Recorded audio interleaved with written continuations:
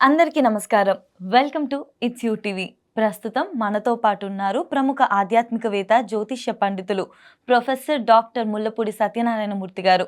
గురుగారితో మాట్లాడి మరిన్ని విషయాలు తెలుసుకుందాం. నమస్కారం గురుగారు. నమస్కారం మా దాక్షాయిని. గురుగారు, 'కల్కి' సినిమా అందరూ చూసుంటాం గదా! అందులో శంబాల అన్న ఊరు గురించి అయితే ప్రతి ఒక్కరికి తెలియని వాళ్ళకి గూడా తెలిసిందది. అవును. సో, శంబాల అని అసలు ఆ సినిమాలో టాపిక్ రాంగానే చాలా మంది వీడియోస్ చేసినారు.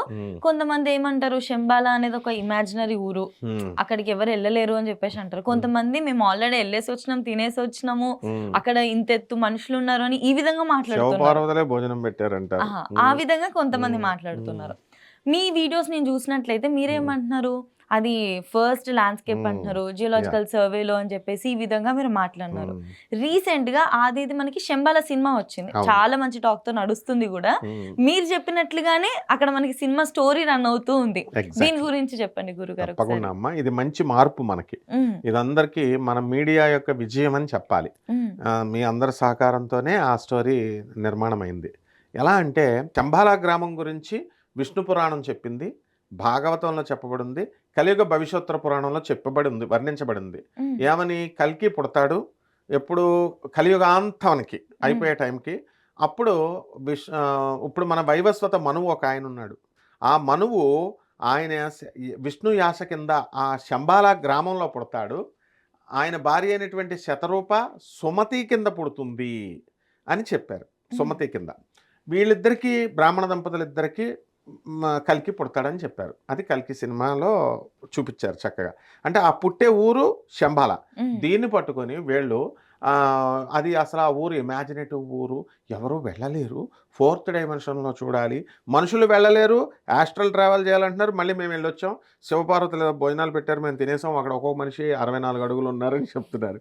సో ఇలా ఒక ఫిక్షన్ స్టోరీ లాగా తయారు చేశారు. కానీ ఆది సినిమాలో తీసినటువంటి ఆ రచయిత మాత్రం చాలా గొప్పగా తీశాడు. మనం చెప్పిన వీడియోస్ని చక్కగా రీసెర్చ్ చేసి చూశాడు. ఎందుకంటే మనం చెప్పాం, గూగుల్ చూసుకోండి, భూమి మీదే ఉంది, లాంగిట్యూడ్ ఇది, లాటిట్యూడ్ ఇది శంబాల గ్రామం. శంబాల అనేది ఎక్కడుందంటే, మనకి రాంచీకి 120 కిలోమీటర్స్ దూరంలో రైల్వే స్టేషన్ పేరు పుందాగ్, ఆనందనగర్. ఆ ఊరికి మన గురువు గారు ప్రభాత్ రంజన్ సర్కార్ గారని సుభాష్ చంద్రబోస్ మేనల్లుడు. ఆయన పెద్ద గురువు అనమాట. ఆయన నోబెల్ ప్రైజులనే ఇప్పించిన వ్యక్తి. ఆయన ఇచ్చినటువంటి ప్రౌట్ అనే థియరీతో డాక్టర్ రవి భాత్రా అని సౌత్ మెథడిస్ట్ యూనివర్సిటీ ప్రొఫెసర్కి ఆయన ఇచ్చిన థియరీ మీద, ప్రౌట్ థియరీ మీద వర్క్ చేస్తే 1993లో నోబెల్ ప్రైజే వచ్చింది. అది గూగుల్ చేసి చూసుకోవచ్చు. అటువంటి గురువు గారు ఏం చేశారంటే, ఈ శంబాల గ్రామం ఫస్ట్, అసలు దానికి డెఫినేషన్ ఏం చెప్పారు, కలియుగ పురాణాలు ఇవన్నీ ఏం చెప్పినాయి అంటే, first landscape on the earth. అంటే ఒక మాల తయారు చేస్తున్నాం అనుకో, ఫస్ట్ పూస పెడతాం, మిగతా అన్నీ ఆటోమేటిక్గా వచ్చేసి ఫస్ట్ పూసని ఫస్ట్ తయారు చేసింది అంటాం కదా. అలా బ్రహ్మదేవుడు భూమిని తయారు చేసినప్పుడు ఫస్ట్ పార్ట్ని తయారు చేసింది, first landscape on the earth పొందాక్ అనమాట. అదే శంబాల గ్రామం. అయితే ఈ శంబాలాని మరి దాని తర్వాత ఏం జరిగింది, దీనికి కొన్ని పవర్స్ ఉంటాయి. అక్కడ చేసేటటువంటి సాధన చాలా ఎక్కువ రిజల్ట్స్ ఇస్తుంది, 1,00,00,000 రెట్లు అన్నారు. బాగుంది.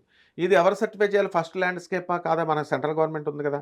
Central government, NGRI, geological survey of India రెండు కూడా ఇంటర్ఫియర్ అయ్యి అవి రీసెర్చ్ చేసి yes this is the first landscape on the earth అని చెప్పింది. అంటే ఆల్రెడీ ప్రూవ్డ్. అక్కడ మనకి శంబాల గ్రామానిలో 5,000 ఎకరాలు ఉంటుంది ల్యాండ్, సెలయేర్లు అవన్నీ ఉంటాయి, ఊరు ఉంటుంది. అండ్ ఈ సినిమా శంబాల సినిమాలో ఎంత సంతోషం వేసిందంటే నాకు, ఇది వీళ్ళు కూడా ఇమాజినేటివ్, ఇంకా ఆ సినిమా కల్కిలో ఇమాజినేటివ్ ఊరు కింద చూపించారు, కానీ ఈ సినిమాలో ఈజ్ సైన్స్ బ్యాక్గ్రౌండ్ ఉన్నటువంటి రచయిత.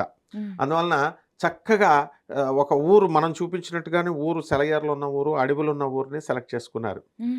భూమి మీదే ఉందని చూపించారు. ఫస్ట్ విజయం అది. జియోలాజికల్ సర్వే ఆఫ్ ఇండియాని నుంచి విక్రమ్ అనేటటువంటి ఆది విక్రమ్లో, విక్రమ్ పేరుతో ఆఫీసర్, అతను ఆ ఊరిని మూఢనమ్మకాల మీద పోరాటం. ఈ శంబాల గ్రామంలో మనం కూడా చెప్పింది మూఢనమ్మకాల మీద పోరాటం. అది ఎలాగ రిజల్ట్ వస్తుంది అన్నది ఎక్స్ప్లెయిన్ చేసాం. లాస్ట్ వరకు కూడా ఆయన దుష్టశక్తులు, నెగిటివిటీ, సైన్స్, ఈ యొక్క స్పిరిచువాలిటీ, ఆధ్యాత్మికత చెప్పలేనిది, శాస్త్రం చెప్పలేనిది సైన్స్ చెప్తుందంటే, సైన్స్ ఒక భాగము, శాస్త్రంలో ఒక భాగమని రెండిట్ల మధ్య ఈ యొక్క కొహెరెన్స్ తీసుకొచ్చింది. అంటే ఈ రెండిట్లు కూడా ఒకటే చెప్పేది ఎప్పటికైనా అని సైన్స్ని, శాస్త్రాన్ని సమన్వయం చేసినటువంటి గొప్పగా రాశాడు అనమాట అబ్బాయి. ఇక్కడ శంబాలలో ఏంటంటే, మనకి రాంచీ దగ్గర ఆనందనగర్లో అక్కడ సంవత్సరానికి 2 సార్లు ఫంక్షన్ జరుగుతుంది, ధర్మ మహాసమ్మేళనం అని. గూగుల్ చేసి యూట్యూబ్ చేసి చూడొచ్చు అందరు కూడా.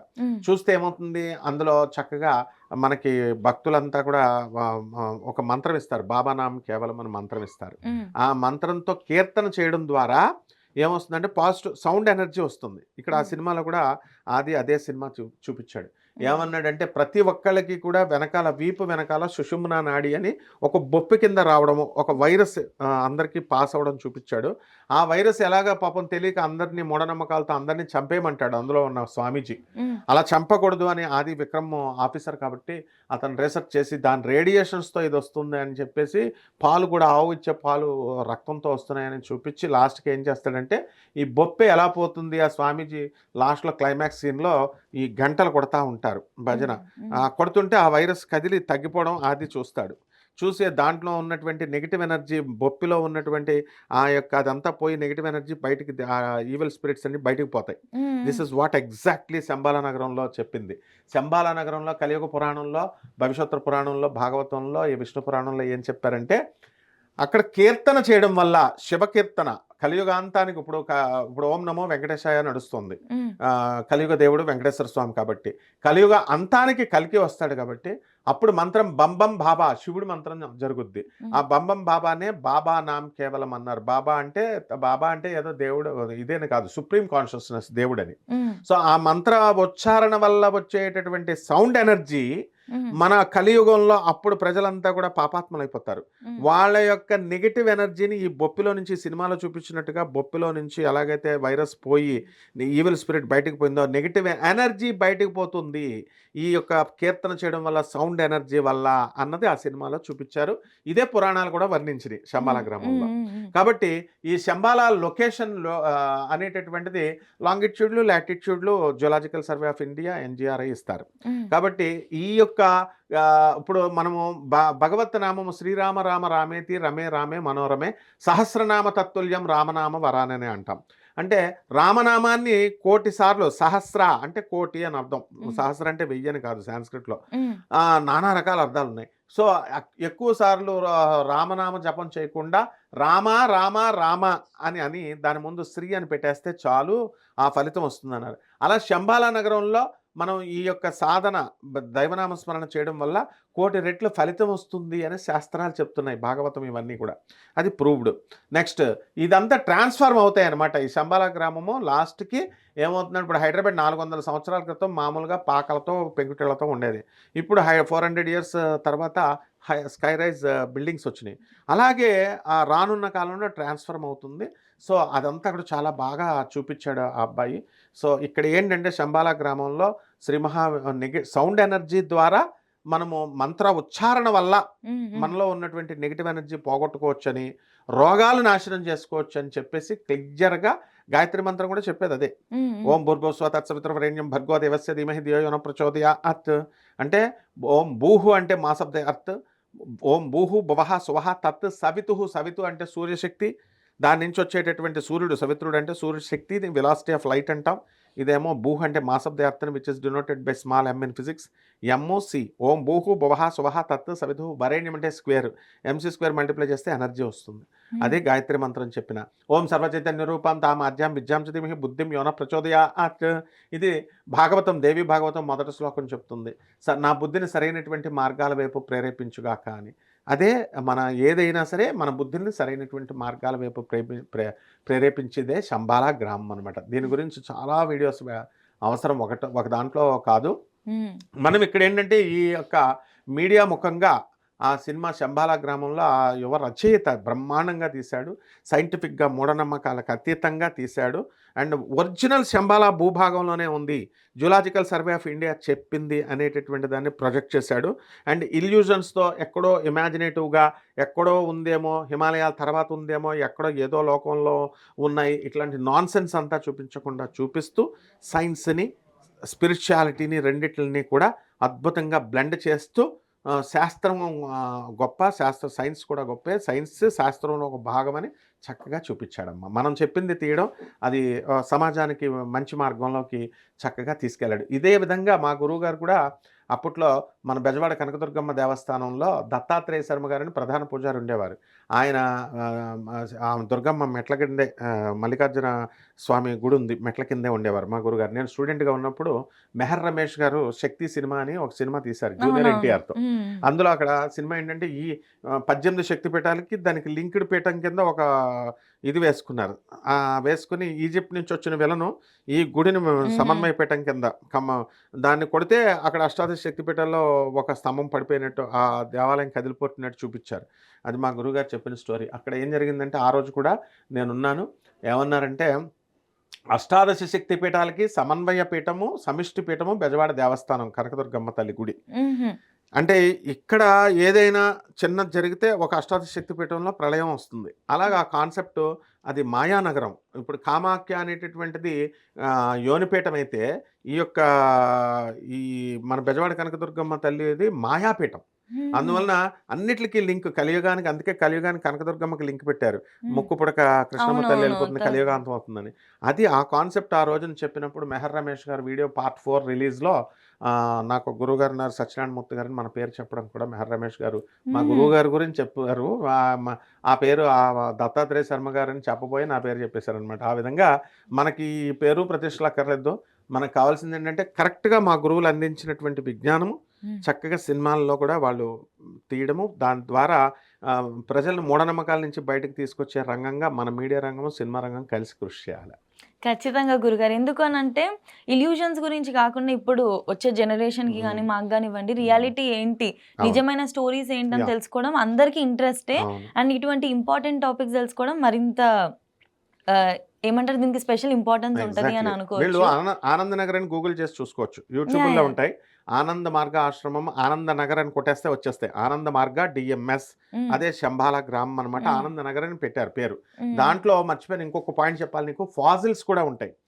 ఎప్పుడో ఎన్నో కోట్ల సంవత్సరాల క్రితం చనిపోయినటువంటి skulls, animal skulls, line dinosaur skulls అన్ని కూడా ప్రభాత్ రంజన్ సర్కార్ గారు అక్కడ ఏర్పాటు చేశారు మ్యూజియంలో. ఆనందనగర్ వెళ్ళి చూడొచ్చు, అదే శంబాలాలో నేను చూశాను స్వయంగా.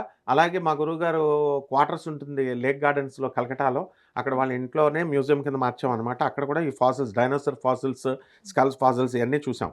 సో గవర్నమెంట్ ఆఫ్ ఇండియాకి, సిబిఐకి మొత్తం అందరికీ తెలుసు. అక్కడ ఏంటంటే ఆ శంబాలా గ్రామంలో అవి రేడియేటివ్ మెటల్స్ వెళ్ళినా, గన్స్ వెళ్ళినా, ఐరన్లు వెళ్ళినా అది అట్రాక్ట్ చేసేస్తుంది. అక్కడ ఏం జరిగిందంటే జ్యోతి బసు 1995లో నేను స్టూడెంట్గా ఉన్నప్పుడు ఏం జరిగిందంటే జ్యోతి బసు వాళ్ళ కమ్యూనిస్ట్ గవర్నమెంట్ ఈ యొక్క తెచ్చుకుంటున్నారు డీస్టేబుల్ చేయడానికి. రష్యా నుంచి AK-47 గన్స్ తెస్తుంటే హెలికాప్టర్లో వెళుతున్నాయి. పెట్టెలో నుంచి కిందకి ఏలాడుతూ వస్తుంటే ఈ శంబాలా గ్రామం ఆనందనగరం మీద నుంచి వెళుతుంటే ఇది అట్రాక్ట్ చేసేసింది. అట్రాక్ట్ చేసి తాడు తెగిపోయింది. ఐరన్ తాడు తెగిపోయి ఆ గన్స్ అన్నీ పడిపోయినాయి. అక్కడ ఇక్కడ మొత్తం పడిపోతే అక్కడ సిబిఐ వచ్చింది రంగంలోకి, బీహార్ పోలీస్ వచ్చింది, వెస్ట్ బెంగాల్ పోలీస్ వచ్చింది. ఆ సిటీని అంతా సీజ్ చేశారు. సీజ్ చేసి చక్కగా అందరినీ అనౌన్స్ చేశారు, మీ తుపాకులు ఇచ్చేంటారు నాయన, మీకు దండం పెడతామని పోలీసు వాళ్ళంతా కూడా. రాంచీ ఎక్స్ప్రెస్లో కూడా, రాంచీలో న్యూస్ పేపర్ ఉంది, అందులో వచ్చింది ఇన్సిడెంట్. అప్పుడు గూగుల్లో ఉంటుంది, చూస్తే ఆర్మ్స్ డ్రాప్అవుట్ 1995 పురూలియా డిస్ట్రిక్ట్ అని కొడితే వచ్చేస్తుంది గూగుల్లో. అప్పుడు నేను స్వయంగా చూశాను. ఆడ సిటీ సీజ్ చేశారు, పోలీసులు వచ్చారు, చక్కగా అందరినీ ఈ గన్స్ అన్ని దొరికేసినాయి వాళ్ళకి. సో అంటే ఇక్కడ నేను చెప్పబోయేది ఏంటంటే ఎలక్ట్రోమాగ్నెటిక్ ఫోర్సెస్ ఉంటాయి ఇక్కడ, రేడియేషన్. ఈ శంబాలా గ్రామం అనేది భూమధ్య రేఖ మీద ఉందన్నమాట, జియోమెట్రిక్ లైన్ మీద ఉంది. ఆ జియోమెట్రిక్ లైన్ మీద, భూమధ్య రేఖ మీద ఉన్నదానికి ఏం చెప్పాడంటే ఫిజిక్స్లో, the gravitational force on the geometric line will be minimum, on the poles will be maximum అన్నాడు. ఇది జియోమెట్రిక్ లైన్ దాని మీద ఉంది కాబట్టి దీని మీద గ్రావిటేషనల్ ఫోర్స్ 0 కాబట్టి మనం చేసే పూజ మన దగ్గర ఉంటుంది, కింద భూమి లాగేదనమాట. సో ఈ రకంగా ఇది చెప్పబడింది. సో పురాణాల్లో చెప్పిందంతా కరెక్టే, దాన్ని డీకోడ్ చేసుకోకుండా ఇప్పుడున్నటువంటి వాళ్ళు చదువు లేకపోవడం వల్ల, లేకపోతే ఫేమ్ అవ్వాలి, ఏదో ఒకటి నోటుకొచ్చినట్టు చెప్పేయాలి అనేసి శంబాలా గ్రామం ఇమాజినేటివ్ స్టోరీస్ అన్ని చెప్పి భ్రమింపజేశారు. అసలు యాక్చువల్గా ఆస్ట్రల్ ట్రావెల్ అన్నది కూడా నేను చెప్తాను లాస్ట్గా. దాన్ని ఆస్ట్రల్ ట్రావెల్ ఎందుకు చేస్తారు అని పురాణాల్లో చెప్పబడిందంటే, మనిషి ఇప్పుడు ఒక బైక్ మీద వెళ్తాం, ఒక 120 కిలోమీటర్ స్పీడ్తో బైక్ వెళ్తుంటే మనం పడిపోతాం, ఇసిరేస్తుంది. కార్ సేఫ్ అప్పుడు. అలాగే ఏరోప్లేన్లో వెళ్ళాలంటే 900 కిలోమీటర్స్ పర్ అవర్లో వెళ్ళాలి. ఆ ఏరోప్లేన్ స్పీడ్తో బైక్ మీద కూర్చుంటూ ఉంటాము, మనం ఎగిరిపోతాం. అందుకని ఈ శంబాలా గ్రామంకి వెళ్ళాలంటే మనోజవం, వాయువంత స్పీడ్ ఉండాలి. మా మా తర్వాత మారుతు తుల్య వేగం అంటే గాలంత స్పీడ్ ఉండాలి. ఈ బాడీ, ఫిజికల్ బాడీ పనికిరాదు కాబట్టి మనకు లోపల సబ్టిల్ బాడీ ఉంటుంది లోపల, అదే సూక్ష్మ శరీరం ఉంటాం. మనం చనిపోయిన తర్వాత ఆత్మ అంటాం చూడది, దాంతో మనం ట్రావెల్ చేస్తాము. ఆ యొక్క అందుకని 4th డైమెన్షన్ అన్నారు, టైం ఫ్యాక్టర్. అంటే మహాకాళేశ్వరుడు ఒకడు, ఉజ్జయిని ఇది భూమధ్య రేఖ మీద ఉంది. మన శంబాలా గ్రామము ఆనందనగర్ పురూలియా దగ్గర పుందాక్ది, ఇది కూడా భూమధ్య రేఖ మీద ఉంది. కాశీపట్నం ఇది కూడా భూమధ్య రేఖ మీద ఉంది. అండ్ లాస్ట్గా ఫైనల్గా హిమాలయాస్ భూమధ్య రేఖ మీద ఉన్నాయి. అందుకని ఇక్కడ చేసేటటువంటి మహాకాళేశ్వరుడు గుడి ఎప్పుడు కూడా ఉజ్జయిని పట్టణంలో పైన ఉంటాడు, ఉజ్జయినిలో. అందువలన కాలానికే మృత్యువు, ఆయన కాలాన్నే కంట్రోల్ చేస్తాడు. కాబట్టి ఉజ్జయినిలో సాధన చేసిన, శంబాలాలు చేసిన, కాశీ కూడా మన గురుదేవులైనటువంటి బ్రహ్మశ్రీ చాగంటి కోటేశ్వరరావు గారు శివపురాణంలో చెప్పారు. ఈ భూమి ఇలా ఉంటుంది, కాశీపట్నం ఎప్పుడైతే ప్రళయాలు జరిగినప్పుడు త్రిశూలంతో శివుడు దీన్ని ఇలా పైకి లేపేస్తాడు, ఈ ప్రళయం అంతా అయిపోయిన తర్వాత సృష్టించిన తర్వాత మళ్ళీ కిందకి దించేస్తాడు.